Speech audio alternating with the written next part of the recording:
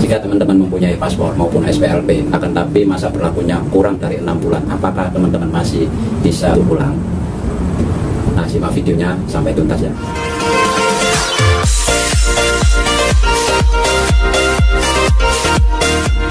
Assalamualaikum warahmatullahi wabarakatuh. Selamat malam serta salam sejahtera buat saudara-saudara setanah air ya.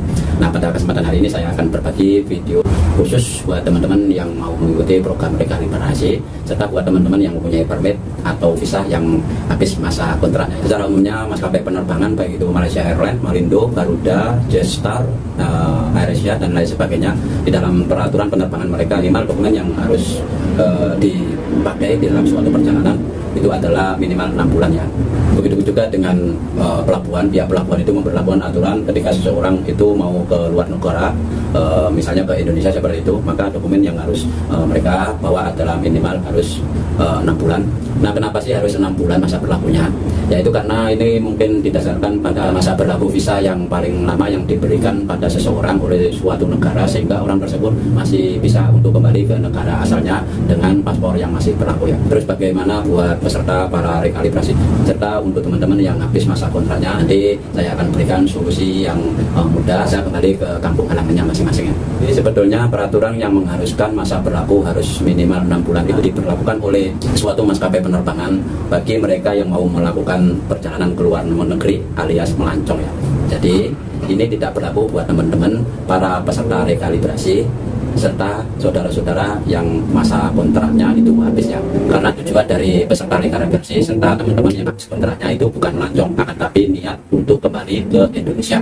Jadi aturan ini harap teman-teman pahami, teman-teman masih bisa untuk kembali ke kampung halamannya masing-masing dengan dokumen yang kurang dari 6 bulan. Juga buat teman-teman yang mau rekalibrasi di pelabuhan Pasir Kuda maupun setulang laut, itu teman-teman masih bisa menggunakan paspor maupun SPLP masing-masing untuk membeli tiket melalui kedua pelabuhan tersebut. Nah, bagaimana cara untuk booking tiket pesawat maupun tiket kapal ferinya? Nanti saya akan berikan contohnya juga ya, karena di agen-agen tiket baik itu Traveloka maupun tiket.com dan lain sebagainya, nanti teman-teman akan memasukkan data seperti nama, tanggal lahir, nomor paspor, dan masa berlaku dokumennya.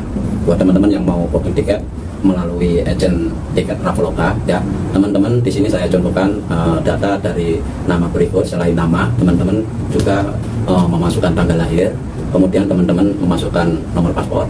Nah, di bagian masa berlaku paspor ini untuk tanggal dan bulan teman-teman sesuaikan seperti yang tertera di dalam paspor maupun SPLP teman-teman ya.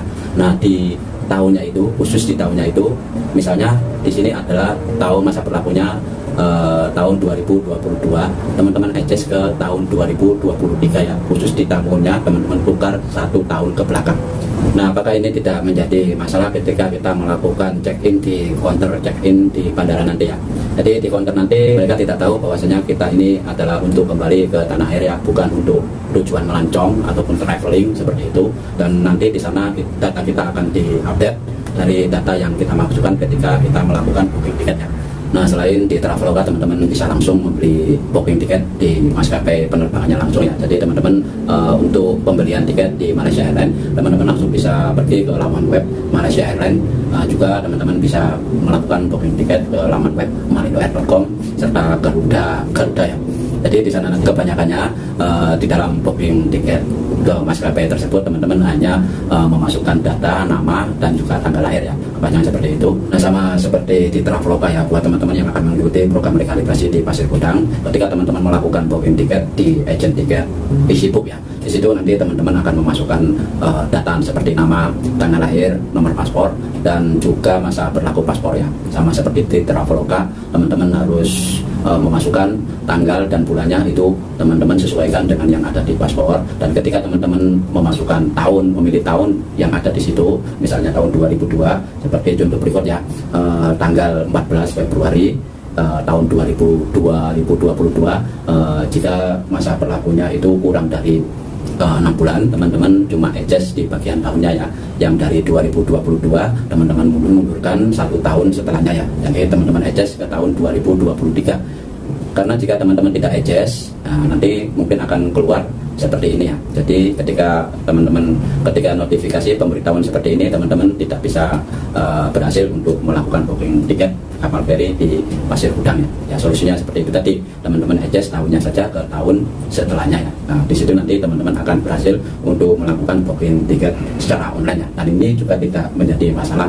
Dan buat teman-teman yang mempunyai SPLP dan paspor yang masa berlakunya itu kurang dari 6 bulan, berikut saya berikan bukti teman kita yang habis masa kontraknya ya, pulang ke Indonesia dan alhamdulillah berhasil meskipun mempunyai paspor yang masa berlakunya itu habis pada tanggal 23 bulan Mei tahun 2002 ya. Jadi kalau dihitung itu 4 bulan ya, jadi kurang dari 6 bulan naik pesawat Malindo, karena di dalam pembookingan maskapai Malindo Air ini hanya dimasukkan nama dan tanggal lahir saja ya.